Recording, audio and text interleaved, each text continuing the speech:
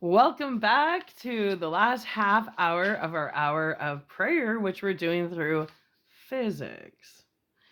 So, this section is the next one. It says it's about having a clear understanding of gravity. Did you find it yet? No, I don't. Here, give me. It's the big dictionary. One of ours. We got lots. So, at the front there, sweetheart. Where is it the back? Oh, there's so much in this one. It has like, this is the really, where is it the other? No, right here. I think. What is, no, that's business and finance.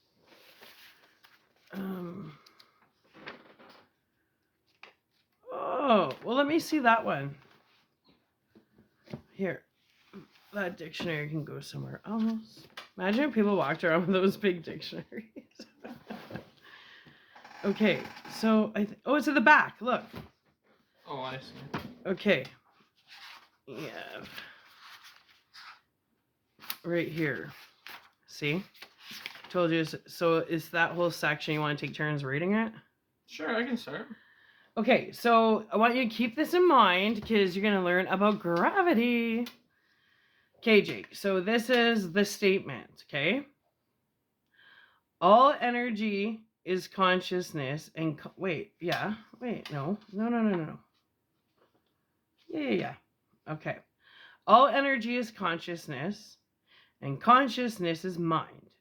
To understand the attractive force of consciousness, it is understanding gravity. Gravity is mind attracting mind. Now we're going to learn about gravity. Take over, kid. The Earth's gravity is the force that pulls everything near the Earth towards its center. The oceans, the air, and all objects on the surface are held there by gravity. The moon and orbiting spacecraft are held in their paths by the Earth's gravity.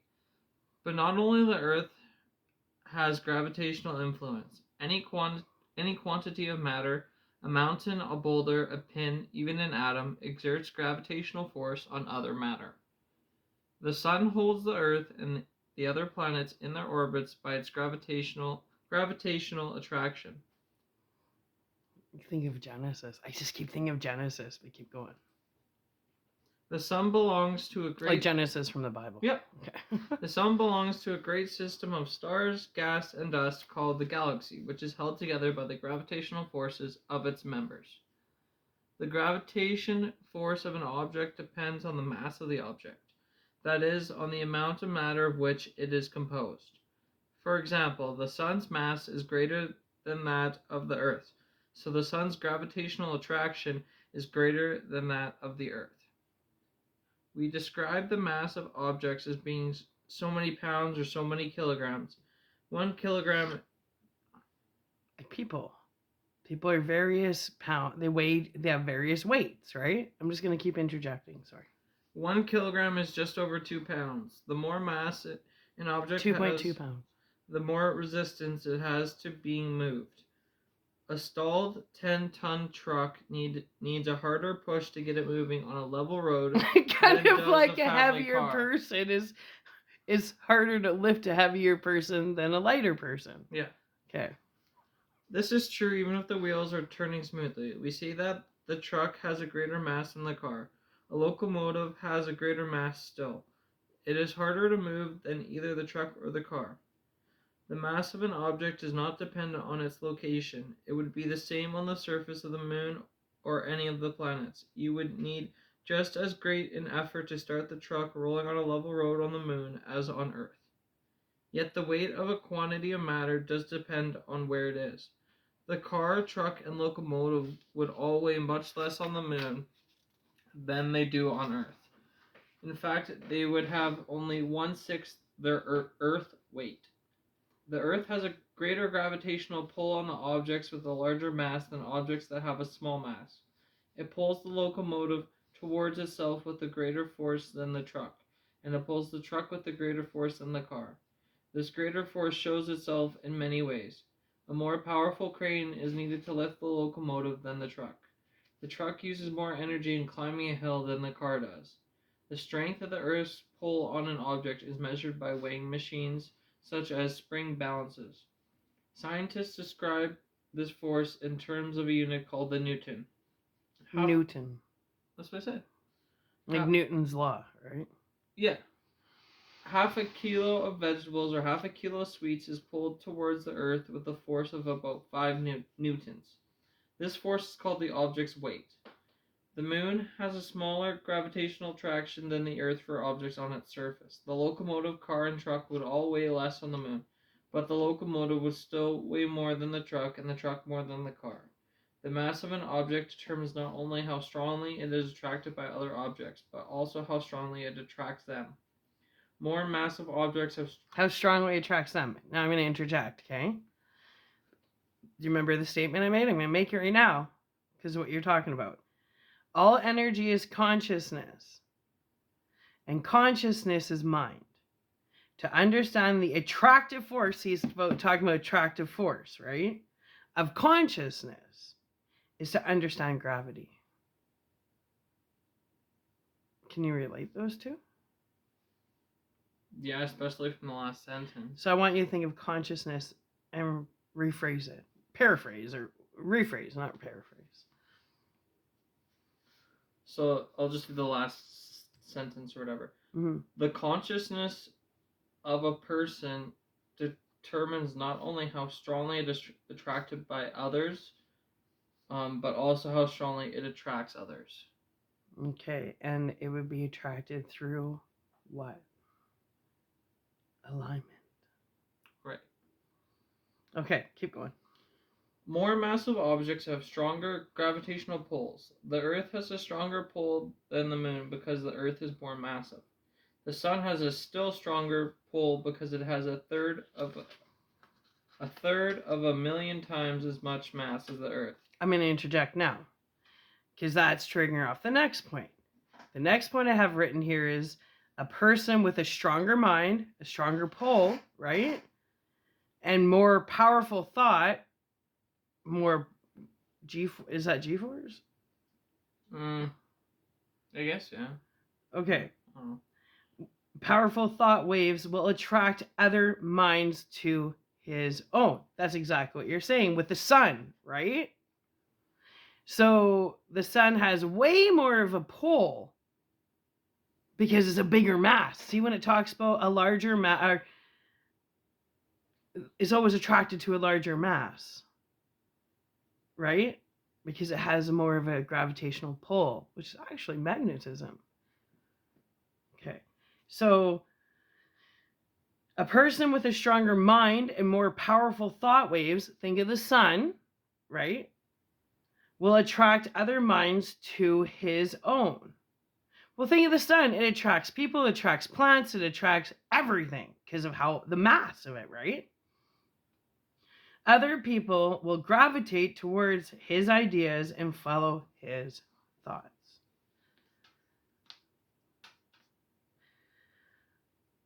So think of God. Okay? That's the hard thing, is believing in what you can't see. Does that mean that just because you can't see God, he doesn't have a powerful force that people are attracted to, magnetized to? So in essence, the mass could be synonymous or replaced with faith, right? The mask.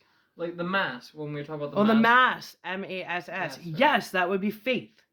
Because the greater the faith, the more pull you would attract others towards. And the pull would be faith because you can't see faith. It's just exactly undeniable. Like how you can't see gravity, but it still exists and it's still there. Exactly. That's why I say God is energy. Okay. Now, is that the end of that paragraph? Because I got another point that I think might go with it, which is interesting. Did you finish that paragraph? Yeah, that paragraph's done. Okay, so the next point I have, let's see if it coincides somehow. Gravity is the law of attraction at work in all dimensions of reality. Wouldn't that be kind of like when I said when you surrender to God as a vessel? Well, God works in all dimensions of reality. Mm-hmm. So you don't know what vessel and what part of the world God is going to use to get. It could be someone in the completely other end of the world that God's going to use as a vessel to interject into your situation. So gravity is a law of attraction at work in all dimensions of reality. Energy of the same vibration attract each other. That's alignment, right? So if you're aligned with God, aren't you going to attract more of God into your life? Mm-hmm. Right?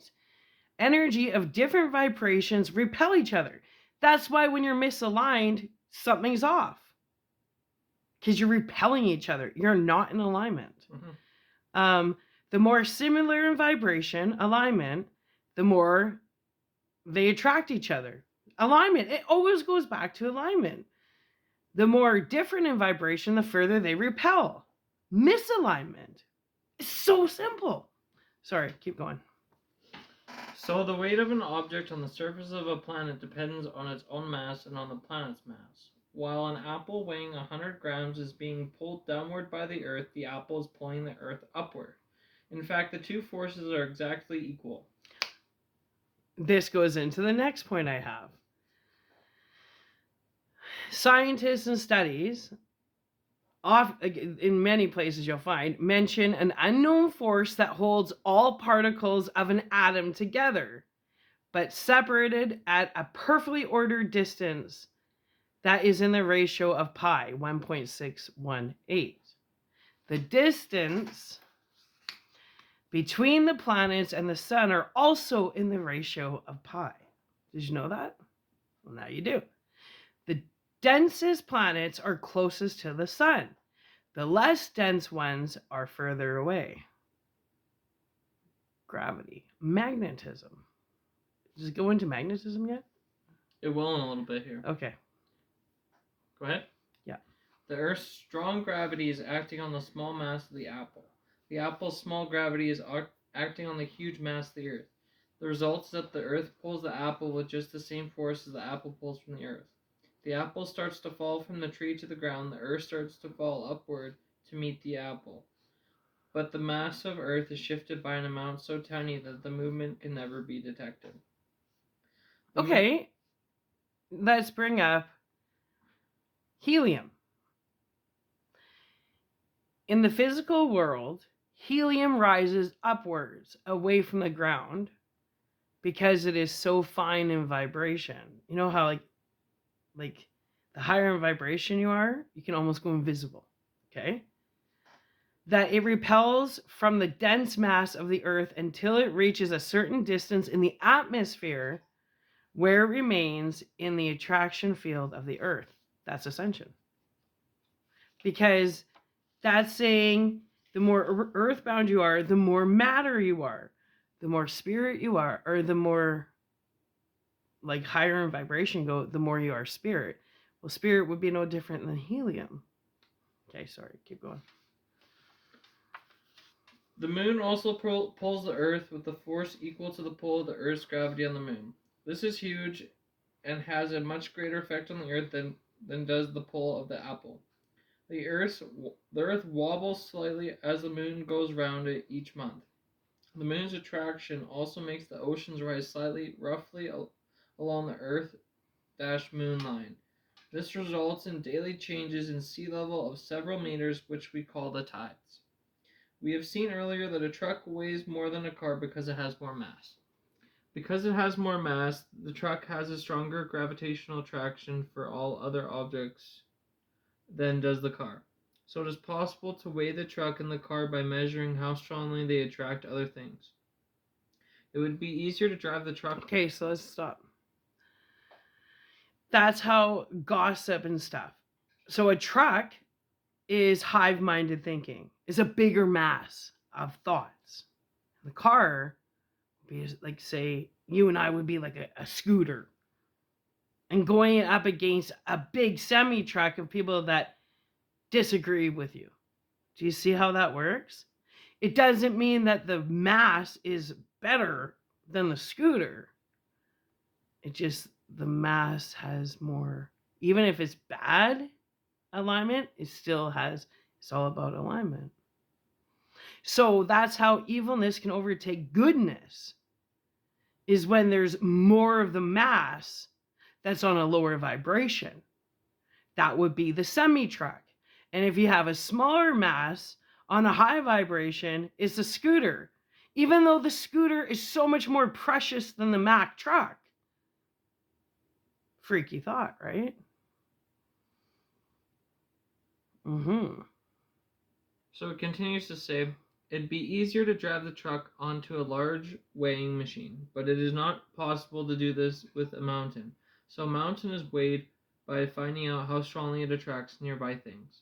One way of doing this is to measure how much it pulls a nearby hanging weight away from the true vertical. People often think that heavy objects fall faster than light ones, and at first sight, this seems true of the things we come across every day. Very light things such as feathers, paper, balsa wood take longer to reach the ground than heavy objects such as bricks. But the air interferes to some extent with the fall of an object. The amount of air resistance depends on the shape of the falling object. This resistance has a greater slowing effect on light things than on heavy things of the same shape. But when a light object and a heavy object are allowed to fall together in a container out of which the air has been pumped, they reach the bottom at the same time. On the moon, which is airless, heavy and light objects take the same time to fall a given distance. A falling object accelerates, picks up speed. Near the Earth's surface, falling objects gain an extra 975 centimeters per second of speed in every second. They are said to accelerate at 975 centimeters per second. Okay, so now we're getting a little off topic, but it does make sense that you can understand this. I want to talk. Can you go and find kinetic energy? The definition? Yeah. Because that's the next point I have here, is about kinetic energy. And I'm going to have a sip of my lemonade in the meantime.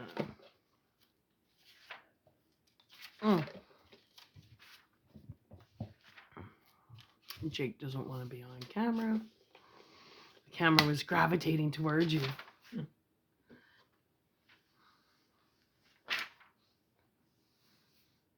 What song is this?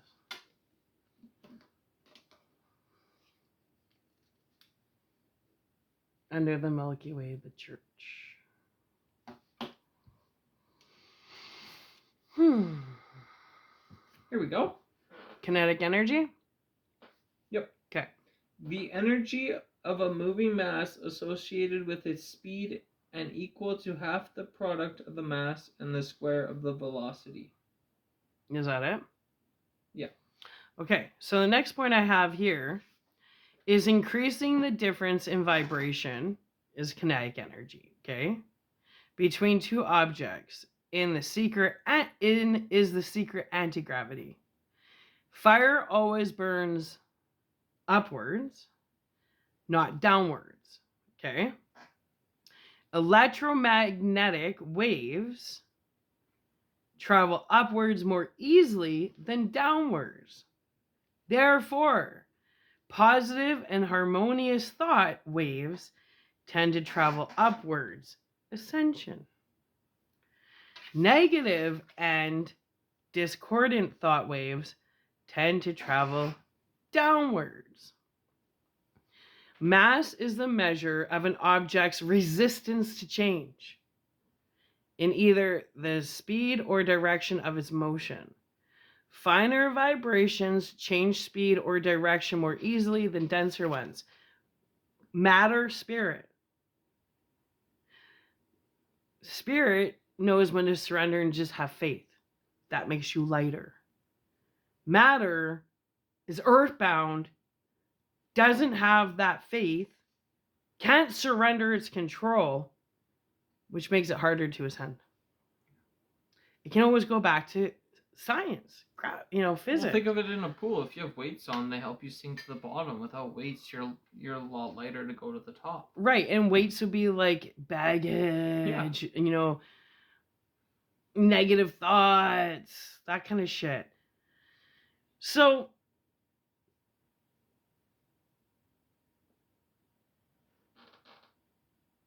Now we're going into color. I don't know if you want to go into color because that's deeper physics. No, we'll skip that. Okay. Because I was going to talk about the scale of like violet and red because that's the two spectrums. And yeah, okay. Okay, so basically the next point I have here is the weaker you are, the more negative you'll be because you're more dense, which makes you more matter and less spirit. Do you agree with that? Which means you're unbalanced. You're not balanced. That's right. Or not aligned. Misaligned. Yeah. So, yep, we still have 12 minutes. Gravity, this is the next point, okay? I want your input. Gravity has a lesser effect in the dream world because you're spirit, right? You don't bring your avatar to the dream world. Your body rests, your spirit never does. That's what people don't get. Your dreams are real because your spirit never rests, just your body does. That's why the spirit is immortal. The avatar is mortal. And here's another epiphany I had yesterday. If you want to have longevity in your life, well, then you surrender to God and you be of a positive influence in the world, because the more God can utilize you, the more he's going to do whatever it takes to keep you alive because you work for him. And you ever think about people that cause problems for God? Maybe there's the car accident. It's like, get out of my way. You're not helping. Well, even look at Genesis. People were flooded out and Noah was saved because God trusted him as a vessel. Right. And he made sure that he was safe during the time of crisis. Exactly. So if you know how to surrender to God and let God use you at will, you can actually crack the code of immortality. Because as long as you're working for God and you're being of service, God's not going to let something happen to you. Because you are actually his vessel. So if you know how to surrender to God and be a vessel, God doesn't die. He's immortal. God's going to make sure you're safe. But you got to trust. Crazy thought, right? Mm-hmm. But if you're going against God and you're causing more difficulties for God to get his stuff done than he needs to get done, he's going to get rid of you one way or the other, whether it looks natural or not. Which also brings me into the taboo topic of, some people get off on manslaughter. How do you know God wasn't using that person as a vessel? Well, we won't really know because we're not in the position where God can see in the whole picture. We only get to see our little, if you're, those puzzle pieces, we only get to see our little puzzle piece, and God sees the whole picture right when it's done. Now, I want you to think about this. God created everything, including the devil. Therefore, that's why everybody has a purpose. Because I believe in cause and effect. And just because somebody looks wonderful on the outside, you don't know what they're doing behind closed doors. So people are like, oh my God, they got murdered. They were the best person.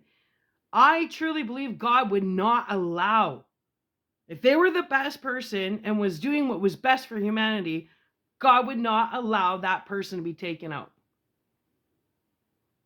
Because of law, cause and effect. Now, maybe that person looks great on the outside, but there's some SOB behind the scenes.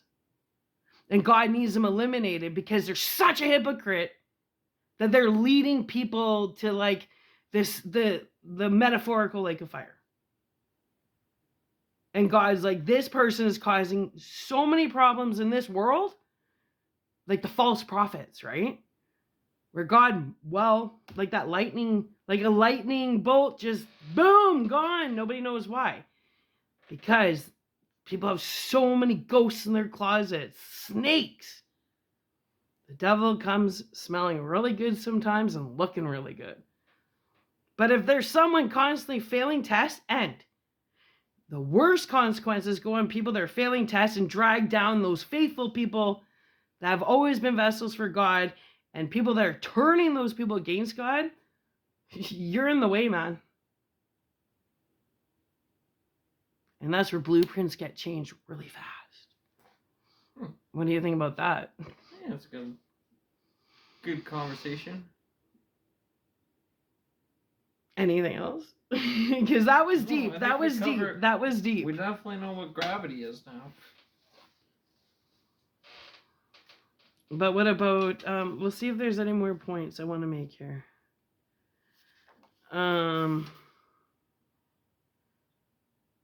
Okay, here's a point. When you skip and hop, your landing is slower and much softer. Like when you just flow. Sometimes you can even fly, like when you're high vibration, right? Like, you know what I mean? If your mind is free enough. That's I call that astroplaning though, because that's your spirit. Otherwise, you will keep getting pulled back to the ground. Descension, ascension, descension. It depends on your vibration. As you rise and fall in cycles, seasons, right? In fact, gravity exists on all planes of reality. Did you know that? So, gravity is stronger in the morning because the surface is moving in the direction of the Earth's orbit. No resistance. That's why it's smoother. Because people are asleep. When they wake up, people are the resistance. Because mind attracts mind. That's what gravity is, right? Then when people wake up, everything starts feeling heavier. You know, traffic. I used to do those singing bowls like at 5 a.m. It was quiet.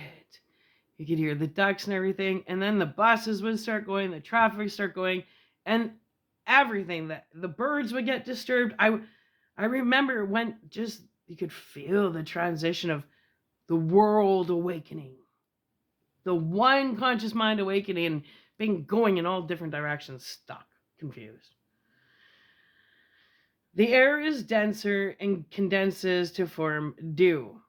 That's when it gets heavier, because that's how everything is heavier, because now the air, which was lighter, is forming dew. It's denser now, right? The more things move together in the same direction, the less difference in kinetic energy between them, because they're joining as one, right? So you don't have the resistance. So I'm going to go on, wrap this up. Like-minded people tend to move together in the same direction. That's mind attracting mind, right? Moving people together in the same direction causes them to become like-minded, one conscious mind. That's how a one conscious mind flows properly, because we're all part of the one conscious mind. But when you got people in this direction, people in that direction, it's like the one conscious mind has gone bipolar. They don't know the head from their butthole. Okay, so the last point I want to make is you can always use the laws of mind as the laws of physics and vice versa. So that's why I always say physics. To me, physics and the energy of God are one. It all goes together in my mind. It doesn't mean you have to agree with me. That's how I feel. So the last point is the world within and the world without are a mirror of each other. You agree with that?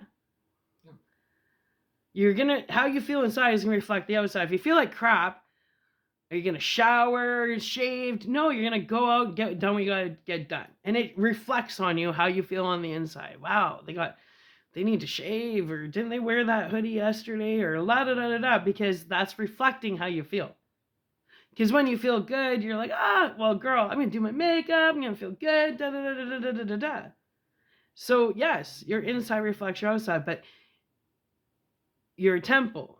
Your body is a temple, right?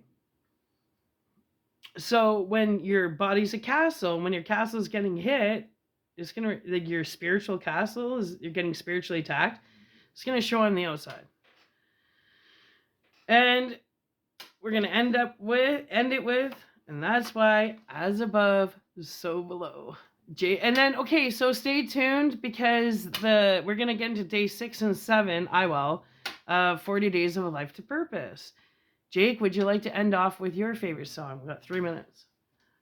Sure. And I won't look. But Well, it's on mute. Told you it. Well, I thought there was another one at least. You got some Pink Floyd one, Jimi Hendrix. Jimi Hendrix was your first. Michael Jackson. When you were little, Jimi Hendrix, Janis Joplin, Michael Jackson. What happened to that shit? I guess I look at it differently, like, because I've been listening to it for so long, sometimes you go comfort with it. So when I brought up that song from the Lost Boys, it's because it's like a newer thing that... Okay, put it on. But looking for lyrics, and you got to sing it. You have to sing it. Until the thing turns off.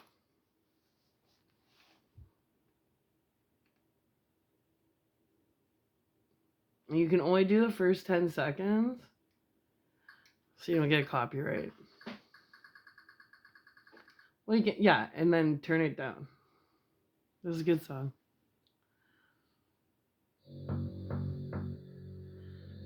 I love the Lost Boys. Tina Turner's Lover.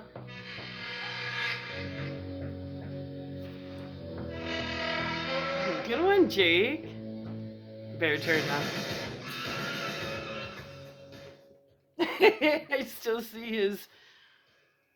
He's so 80s. But he rocked the look in the 80s. Rock that saxophone, too. That sexy phone. I've been in a cave 40 days. Only a spark to light my way. I want to give out. I want to give in. And this is our crime. This is our sin. But I still believe. I still believe. Through the pain and through the grief. Good song. Through the lies. Through the storms. Through the cries. And through the wars. Oh, I still believe. From the soundtrack of Lost Boys.